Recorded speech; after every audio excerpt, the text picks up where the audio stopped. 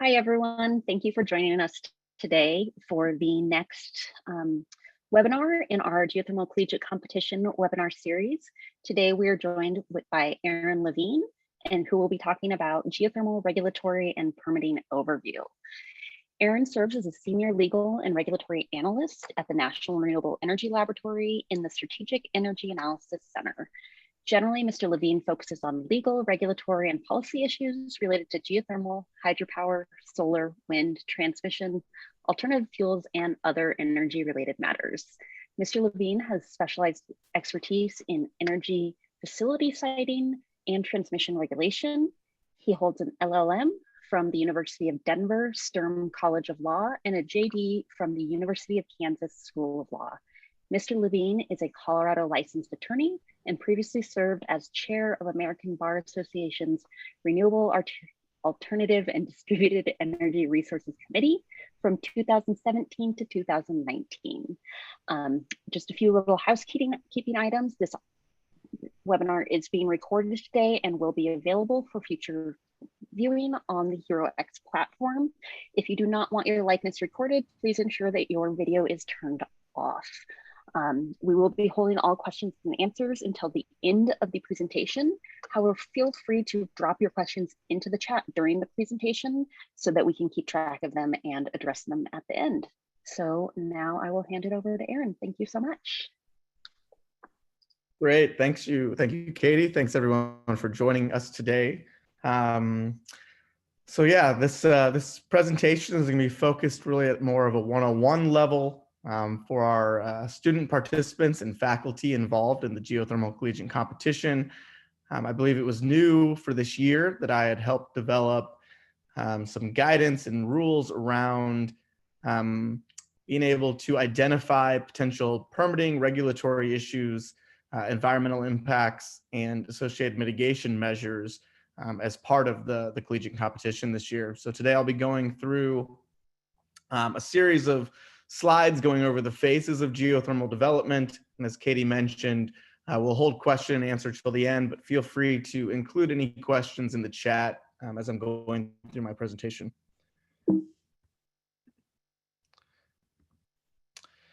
So I'm going to start today by focusing on the regulatory structure around leasing and land access. And similar to my other slides, most of these are going to be categorized between federal regulation and state and local regulation. And at the outset, I think it's worth mentioning that this is going to be largely dependent on where the resource is located, whether that is on federally managed land. And so when I'm going through this column throughout the presentation on federal regulation, you can see that a lot of it is going to be framed around this first question here. So is this project on federally managed land? When I refer to federally managed land, I'm generally referring to land that is managed by the Bureau of Land Management and the United States Forest Service. Here they're included as BLM and USFS. The BLM is going to be the federal mineral manager. So you might have various instances within geothermal projects where you have separate surface land managers and subsurface land managers. For example, if the project is on National Forest System lands, land managed by the Bureau of Reclamation, or potentially small amounts of land managed by other federal agencies. Whereas the Bureau of Land Management is going to not only serve as a surface land manager for hundreds of millions of acres in the United States, but is going to serve as the mineral manager on those lands for upwards of, I believe, about 700 million acres. To begin with, when we're talking about leasing and land access, a key here on the federal side is the geothermal lease is under the Geothermal Steam Act. This is generally a competitive process for power generation and a non-competitive process for direct use. This is administered by the BLM in both instances. Generally, when we're talking about a competitive lease for power generation, we're going to see that posted by the BLM. They are then going to solicit competitive bids. This has been done online in more recent years, Previously, this was done through a more of an in-person kind of traditional auction where people would, be on the steps somewhere, literally bidding for a lease. If leases are not bid at the competitive phase, they are going to then become available for non-competitive lease for a period of 2 years. And so that will be the one exception to when you would see the potential for a power generation project to go through non-competitive leasing. There's a couple other small examples of this. Currently, projects on an approved mine with a plan of operations have a non-competitive right. And then most recently in the Energy Act of 2020, the BLM is now allowed to administer a non-competitive lease at existing oil and gas wells for power generation. On the direct use side, so any applications for district heating, greenhouses, other uses of the heat directly, that is a non-competitive process in most instances. There is the potential for competition if there are two competing interests at the same time for that potential area, but otherwise, that is generally handled through a non-competitive process. In addition to the geothermal resource itself, there are many instances where even if the resource is on private land, using private minerals, there may be the need for access over federal land. And so whether that is for siting the transmission line, the gen-tie line to a point of interconnect, or distribution piping, both from a well field to a power plant or from a direct use standpoint, there might be the need for a right-of-way over federal land. Generally, those are administered under the Federal Land Policy and Management Act. You might see these termed as right-of-ways from the BLM, special use authorizations from the Forest Service, and then other federal agencies may have distinct terminology or processes for receiving a right to cross and access their land. On the state side, and generally I'm going to capture state and local regulation together, this is going to be a little distinct. And so when we're talking about projects that might be on state or locally managed land, or in some cases where states have reserved a mineral right, or if it's classified as some sort of water right or other type of right, the lease is going to then come from a state or local jurisdiction. You're going to have to do research into the specific jurisdiction and how they administer their process. Is it competitive? Is it non-competitive? If it's treated as a water right, particularly for, say, a lower temperature resource in the West, it might be subject to a water right regime. Those vary by state, and mainly in the West, we see the concept of prior appropriation, where it's a first in time, first in right approach. Sometimes that does apply to groundwater. Sometimes it only applies to surface water. Again, this is going to require some distinct research into your project location to understand this structure. And a lot of this is going to boil down at the state level to how does the state define a geothermal resource? And this is a bit all over the board. We've seen it run with the surface land. We've seen it treated as a mineral. We've seen it treated as a mineral or a specific geothermal right, maybe over a certain temperature threshold, a water right under a certain temperature threshold. So this is just going to vary and require some specific research. In some cases, this may apply on private land again. In other cases, it might only apply on land that is managed by a state entity or a local entity. And then similarly, when we're talking about transmission or distribution piping, you might have rights of way that are required. This could be over different types of state land or local land. This also could be within a highway right of way. And so we see many transmission lines are developed within a corridor that is within a highway right of way, and that might go under a separate process than other rights of way over state lands.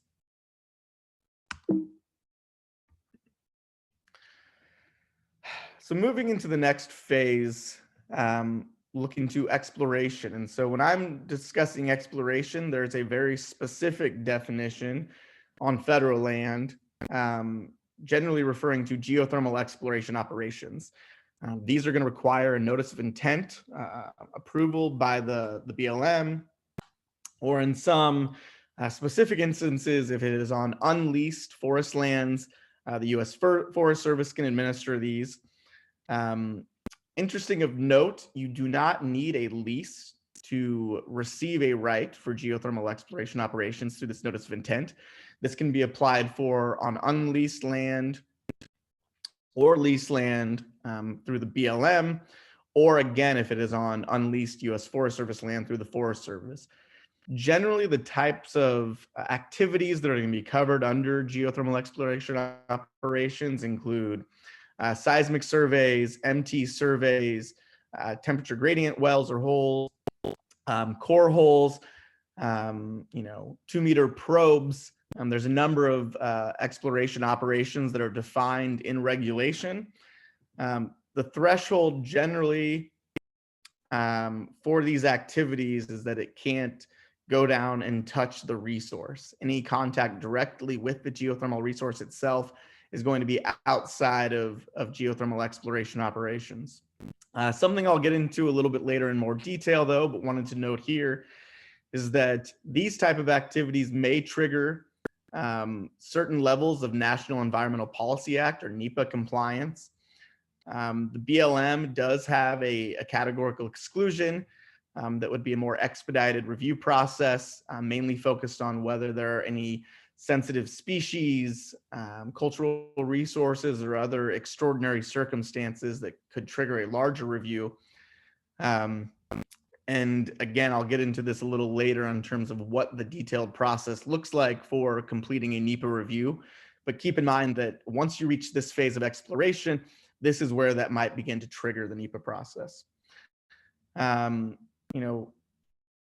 Over on the state local side, again, we're going to always be focused on understanding the specific state's regime and how they regulate projects on state, local, or private land. In many cases, even where a project is on private land, there will still be requirements for drilling permit approvals. The definition of exploration might not be identical to what we see in the geothermal exploration operations on the federal side. So again, you're going to want to look at what type of exploration activities require a permit and are classified as exploration if that state determines that exploration and drilling are two distinct permit processes. I think one of the keys here is that industry in many cases has defined exploration as kind of going through what we term resource confirmation, which actually requires, coming into contact with the resource, in many cases doing some flow testing between a couple of different wells to understand the connectivity and the potential for development. However, again, this is going to vary by state. And so, just because it's not at a well field development stage does not mean that it wouldn't necessarily require a permit under a drilling program. It would be classified as exploration. Moving into drilling, and when I refer to drilling, I'm generally referring to, on the federal side, anything that touches the resource. This is going to require a geothermal drilling permit. And that doesn't mean that it's necessarily a production well that is going to be used to develop and extract the resource. This could be, what industry still determines to be more of an exploration well. It could be an observation well to monitor the resource. But anything that comes into contact is going to require a geothermal drilling permit. Again, with the NEPA compliance aspect, this is always going to require at least an environmental assessment for a new site. There is the potential, if it's off of an existing site, they might be able to use a previous environmental document and make a determination of NEPA adequacy. However, in most cases, they're going to have to complete an environmental assessment. In a few rare cases, they could be required to complete an environmental impact statement. Generally, this would occur if there was a significant tribal or cultural resources, maybe a critical habitat for an endangered species, things of that nature. But in most cases, they'll complete an environmental assessment, which will result in a finding of no significant impact. Again, within these rules, part of what we'll be looking to do is not only understand the environmental impacts that would be reviewed and analyzed within an environmental assessment, but also what types of mitigation measures would be applied to those projects. And the key there is that when these projects result in a finding of no significant impact, in the majority, if not all cases at this point, those are due to a number of mitigation measures being put in place so that it doesn't rise to a significant impact and require an environmental impact statement. On the state and local side, states are going to vary on when and what type of drilling permit is required, what types of land require the permit. This is going to require you to look into the jurisdiction and the authority of that state agency in terms of, or local agency in some cases, in terms of what type of permit they require to drill down and touch the resource, what that threshold may be, what types of land it might apply on.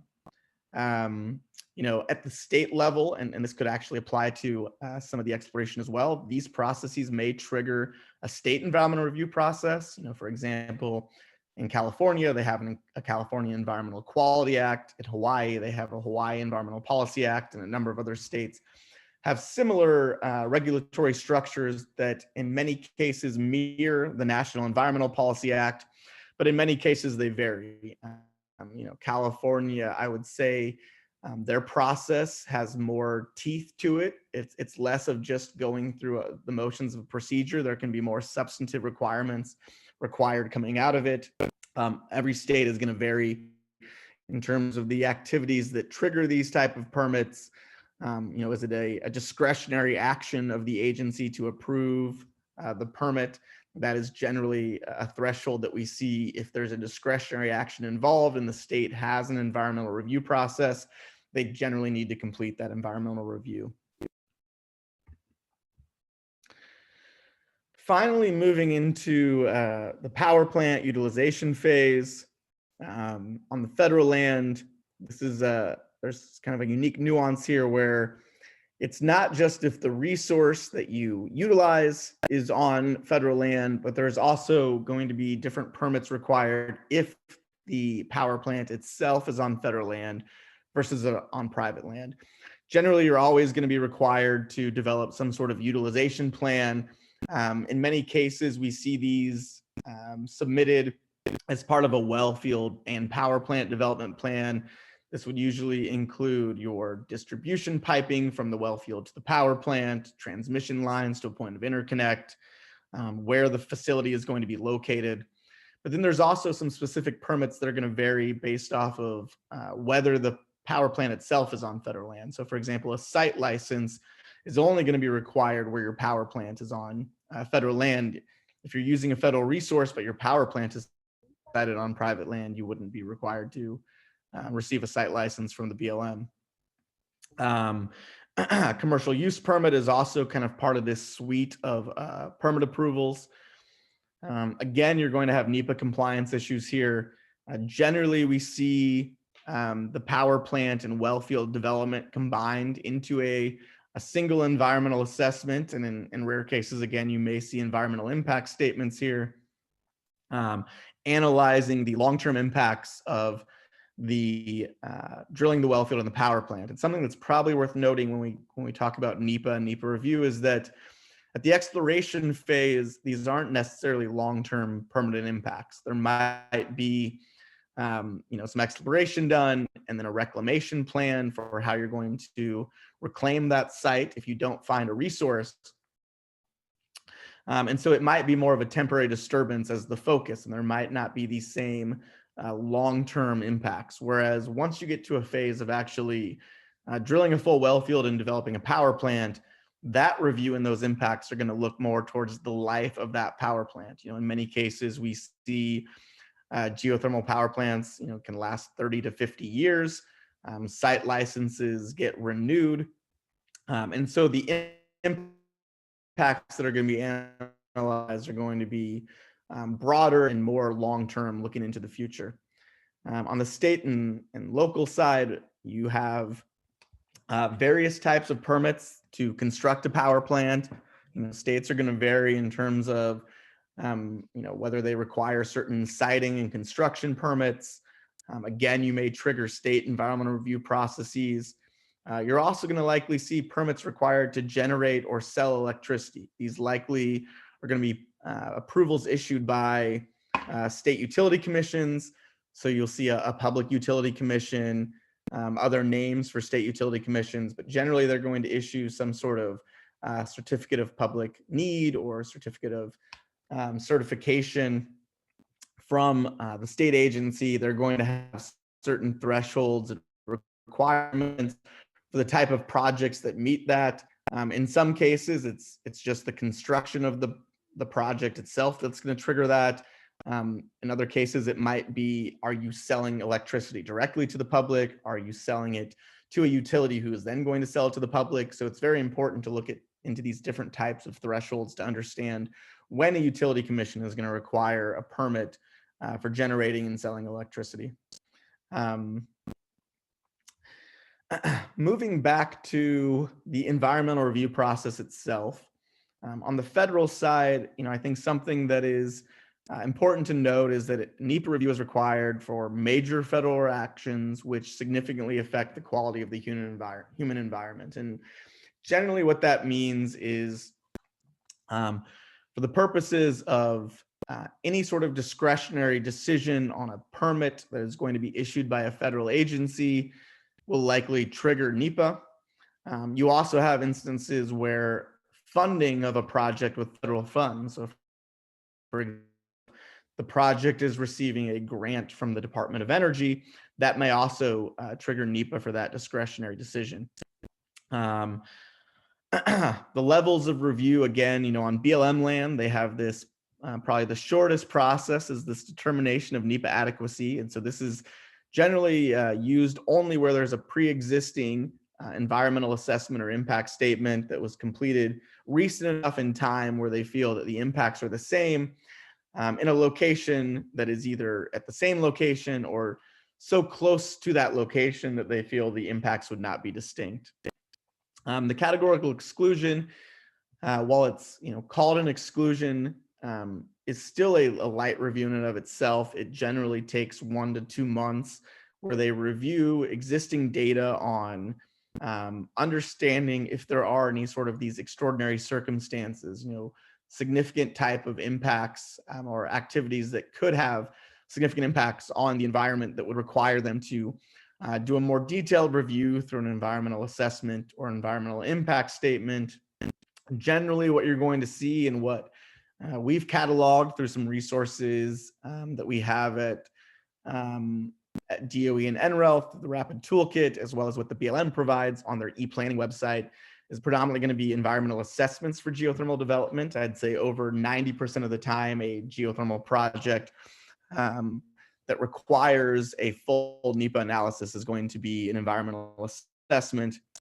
At the end of that process, if they identify any significant impacts that can't be avoided, or if at the outset they determine that they already know there is going to be some sort of significant impact on the environment, that is when you'll see them complete an environmental impact statement, which is going to be a longer review. It's going to require more input from the public through notice and comment and other opportunities for engagement. On the state side, again, we're going to see some unique thresholds. Not all states have a state level environmental review, and those that do might have certain scenarios that where it would trigger a NEPA review on the federal side might not trigger a state level review.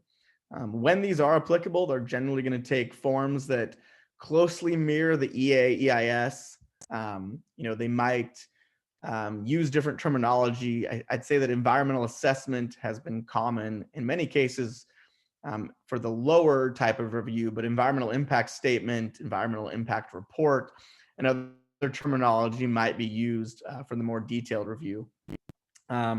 Both in the case of NEPA and state equivalents, the type of issues you're going to see reviewed in these documents include impacts to biological resources, cultural resources, environmental quality, water resources, and various other considerations that might be required at the state level or might be required at the federal level through various executive orders and other programmatic guidance in terms of what to include in that review. When you're looking at these documents, kind of to maybe get a flavor of what you might need to consider within your projects, they're going to be organized fairly similar. Generally, they're going to walk through kind of the purpose and need of the activity, a project statement that really includes what action they're undertaking. Generally, they're going to include a couple alternatives where you may see what they would like to do in their proposed action, but maybe they say, well, here's another option of what we could do, and here's what happens if we do nothing. And they might use those as basis of comparison to understand how the environmental impacts would be different under their preferred action, an alternative action, and then maybe what we call a no action alternative. And so what if we didn't do anything to the land? Are some of these impacts just inherent, or are they actually caused and driven by the project being developed? The structure will be generally the same throughout these documents. You'll see them broken into categories such as, maybe biological and botanical, cultural and tribal. Environmental quality, might consider impacts to air quality, water quality, other issues related to hydrology. Water resources may consider, are there consumptive uses of water? Where is that water going to come from? Is that in part of long-term plans? Generally, these documents are also going to highlight all the different types of federal, state, and local permits that may be required. And so that might be a good place to look to understand what types of permits may be required, particularly say on the direct use side. You might not understand what type of permit is going to be required maybe to actually develop the greenhouse or the district heating. And you might want to look to an environmental review document to understand the types of permits that have previously been required in different areas. This might be helpful just to kind of understand environmental review processes and generally. This one here is specific to NEPA analysis. Your focus is likely going to be on kind of here what's in the darker gray, so what occurs during this project development timeline as opposed to the pre-project. It might be worth understanding at least, though, that when a federal agency first allows geothermal development as a permissible use under a land use planning document, generally an environmental review in the form of an EA or EIS that allows that type of development to begin with. And then generally you see sometimes combined together, other times separate, some sort of pre-leasing environmental analysis that generally looks at kind of the foreseeable activities that may occur once a lease is issued, but does not provide site-specific analysis. And by that, I mean, they're not going to be calling out the specific location of a well pad, a power plant, a transmission line. All of that is going to occur kind of post-lease issuance as part of this project development timeline. Generally what we've seen from past projects is that, some of these early stage exploration activities, MT, seismic, temperature gradient holes that don't have new surface disturbance in the form of roads or well pads, they might be able to leverage this categorical exclusion, which can take maybe a couple months to process. Once you get into any sort of exploration drilling, actually drilling down to the resource or drilling off of new well pads, new roads to access the sites, then you're likely going to see some sort of exploration EA. Sometimes we see developers combine these as part of a broader document with later phases where they might call out, say, for example, on this well pad, we might drill a temperature gradient well, an observation well, and or a production well, and try to combine that analysis to be able to leverage this concept of a determination of NEPA adequacy down the road. In other cases, they'll split these out into separate phases. And we do see this quite frequently where we see kind of this early stage exploration EA in its own phase, and then potentially the well field development drilling combined with the power plant in a separate phase. Sometimes when you do see these last two phases combined, or in some cases just with power plants and transmission, that is generally, if you're going to see an EIS, when that would occur. But in many cases, even with a power plant and well field, we don't see projects rise to the level of requiring an EIS. Some other type of kind of environmental permits and approvals at the federal and state level, I just wanted to kind of throw out on your radar for you to be looking out for. So certainly, if there are species impacts, you might see Endangered Species Act compliance, balding golden eagle compliance, the Migratory Bird Treaty Act, and other kind of animal and biological species protection statutes that can apply. On the water quality side, generally, this could be in the form of compliance with the Clean Water Act. We'll see this, for example, with projects that might impact waters of the United States that would require a Clean Water Act 404 permit from the Army Corps of Engineers. They might also then require a 401 water quality certification from the state agency administering the program in the state as a prerequisite to the Corps issuing their 404 permit. Commonly, you'll see the Safe Drinking Water Act apply to geothermal projects. Under the Safe Drinking Water Act, any sort of injection well, so any sort of fluid that is going back down into the reservoir through injection, is going to require an underground injection control permit in compliance with the Safe Drinking Water Act. And then there might be other, unique environmentally sensitive areas that come up, certain protected habitats, wild and scenic rivers, or other issues to be on the lookout for on the federal side. On the state side, you might see state protected species acts that go broader than what is protected at the federal level. On the water quality side, much of the Clean Water Act and Safe Drinking Water Act, which are under the purview of the EPA, have been delegated to state agencies to administer. So in most cases, you will see a state agency that is actually administering the approvals for the Clean Water Act and Safe Drinking Water Act. Again, you'll see environmentally protected areas.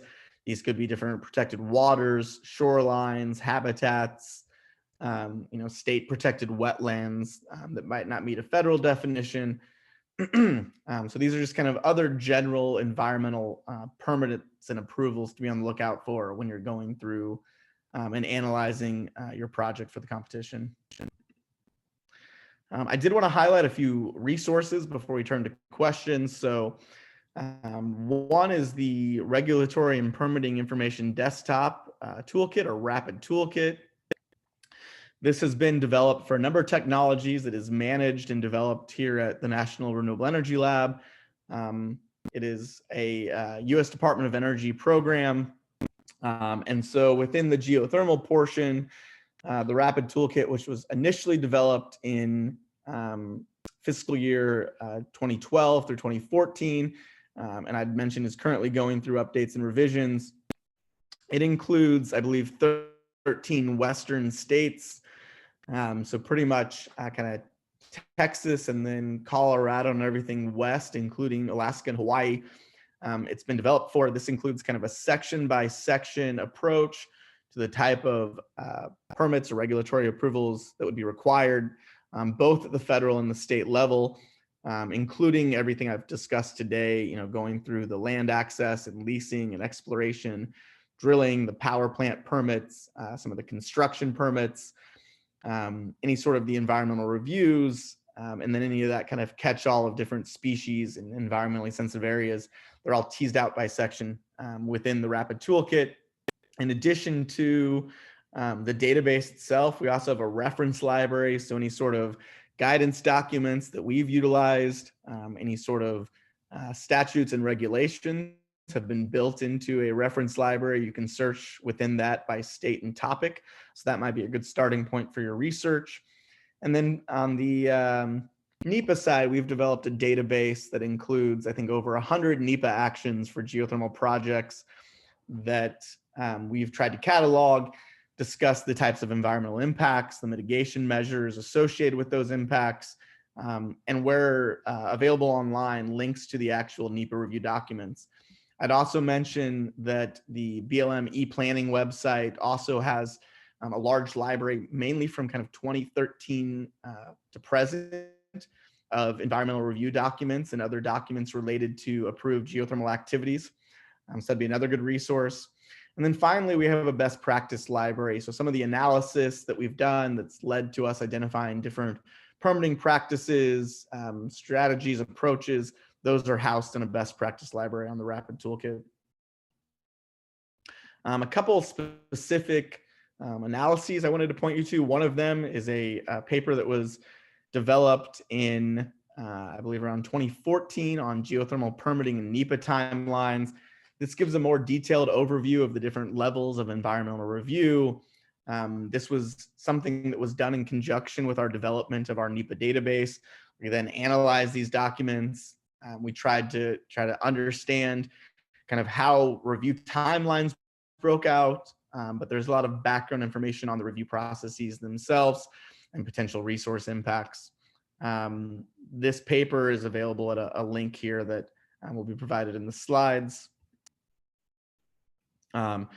This is, I don't want you to get too lost in this, but this is the type of kind of data we aggregated within this paper. And this is available on our GDR, the Geothermal Data Repository website managed out of NREL, that has a lot of data associated with geothermal technology office funded projects.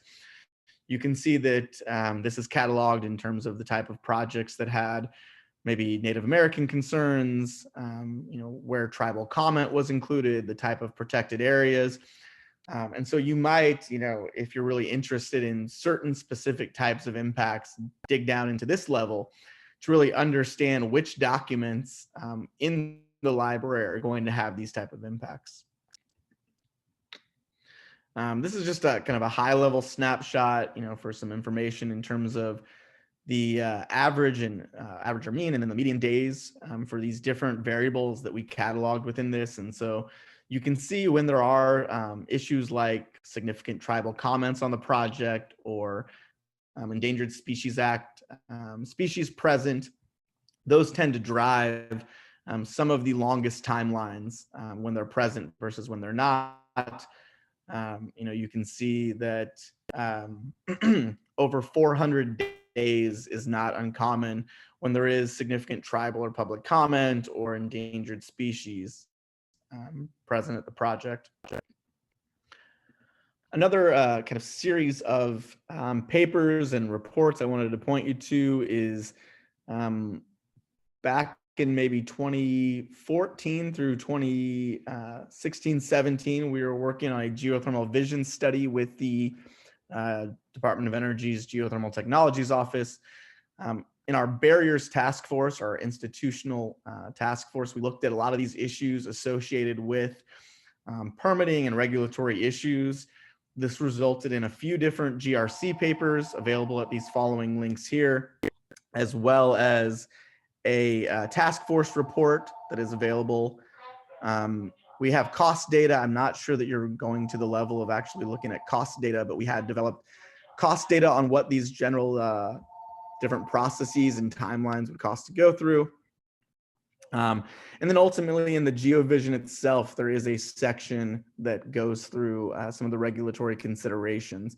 But I'd certainly say that at the more detailed level, these three GRC papers that are in the geothermal library at the Geothermal Rising website, as well as this task force report available on the NREL website, are going to be good resources as you go through this work. So with that, I'll go ahead and wrap up and take any questions you may have. Great, thank you so much, Aaron. And just for everyone's awareness, I did drop the links to both of those GDR sites into the chat. And it actually looks like from the second one that ends in 1263, there is access to those GRC papers there as well. So those are in the chart for everyone for your reference. If you have any questions, please feel free to drop them in the chat. Aaron, we do have one question in the chat already. At what phase does an organization need to state if they will be using conventional versus enhanced geothermal systems?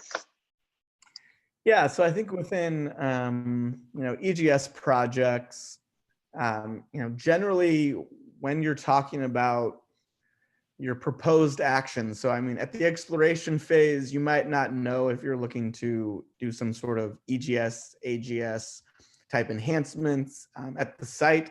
Now, if this is a non-hydrothermal site, you might want to start to discuss those issues earlier. But I'd say generally,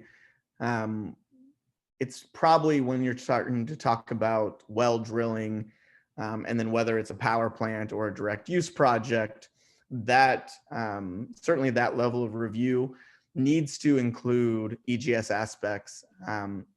If you're interested, there's actually another paper that I wrote that's in the Geothermal library on Geothermal Rising's website, that we can send out a link to, that talks about some specific environmental reviews of EGS projects.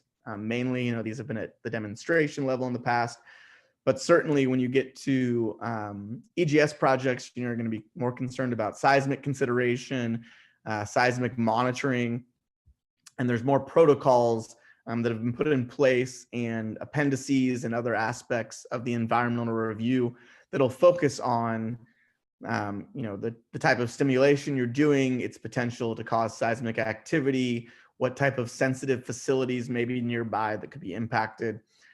So anytime you're actually going to be doing any sort of stimulation work, that's going to have to be built into that review.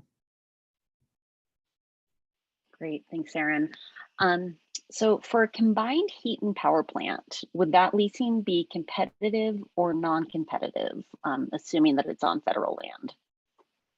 So generally, anytime you have a power resource, it's going to be competitive. And so if what we're talking about with combined heat and power is that you're going to be producing electricity and then using some excess heat for some sort of direct use application, that would be viewed as kind of a secondary use. So it's not a way, you can't circumvent the competitive process by saying, well, in addition to power generation, we're also going to be producing heat.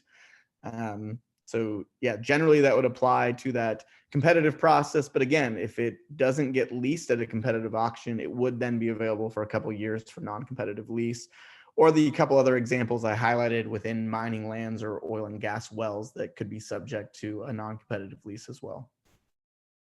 Great. And then also just, following on that same, if we're looking at a combined heat and power, so if we're looking at a cascaded direct use project, would each application of the cascade be permitted separately? So I think that's going to, I guess, depend on maybe how attenuated they would be. I think that in all likelihood on federal land, they try to combine those and analyze it as part of a single action. If we're talking about something that's at the state or local level, that really might depend again on how distinct those cascaded uses are, from kind of maybe your higher heat to lower level heat. And so try to think of them, is it a connected project? I mean, are you using a series of distribution piping and things that are all kind of connected together, and it's just the application at different levels of heat that are being utilized? And if it really does identify as one project, it's likely going to be regulated as such. There could be different maybe building construction type permits at the local level that could apply at different phases of that. But I think in terms of kind of any sort of higher level permits, they'd try to probably combine those to the best they can into an individual action. Great, thank you. Yeah, so if anyone else has questions, please feel free to drop them in the chat. Aaron, I did not prep you on this, but I'm just thinking, I know we have quite a few teams who are looking at projects that are on native reservation land, et cetera. Are there special considerations that they need to take into account there with the various tribal councils and so forth? Yeah, absolutely. Yeah. So, I mean, again, this is going to vary on the type of tribal land. Tribal land can get very complex. There's some land that's held in trust and managed by the BIA. There's been provisions that have been passed, mainly in the Obama administration, that have provided a little more authority to tribes who have approved processes. There's other land that's held, kind of outright in fee that the tribe might have authority over.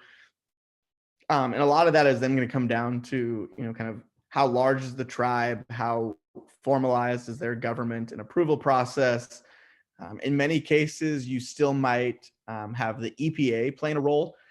So we have seen a number of cases where tribes do not maybe have delegated authority to administer some of the EPA programs that have been delegated to states, and EPA has retained that jurisdiction, and the EPA would be directly involved through one of their regional offices.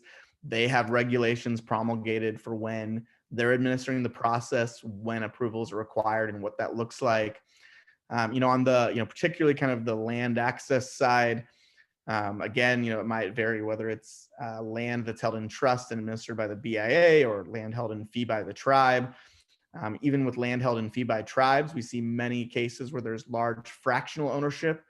And so there might need to be some sort of tribal council and some sort of majority position on utilization of that fee land.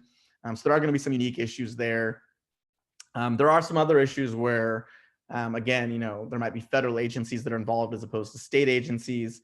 And then ultimately, with kind of tribal impacts in general, if there is some sort of federal nexus and discretionary permits, those are going to have to be analyzed in the NEPA process as well as through the National Historic Preservation Act. So that's something else to look out for. Great. So basically you're saying you have to talk to everyone. Yeah, I mean, generally when it comes to these type of projects, I think talking to everyone is the safest bet to begin with. There's likely always going to be some sort of state, federal, local, and then if there's a tribal nexus of any sort, tribal role in the engagement process, even if they don't have direct authority over approvals. Great, thank you. Do we have any other questions from the audience today?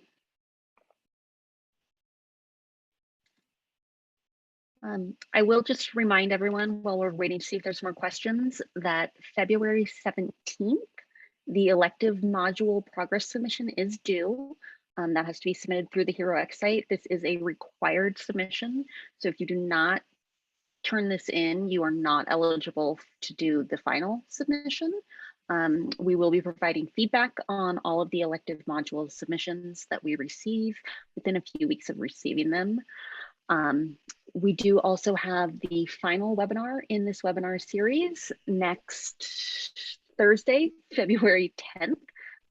Erin will be joining us again to talk about the GeoReport SEAT tool, which is the socioeconomic assessment tool. Kelly has kindly dropped the registration for that webinar link into the chat. So we do encourage you to join us for that as well.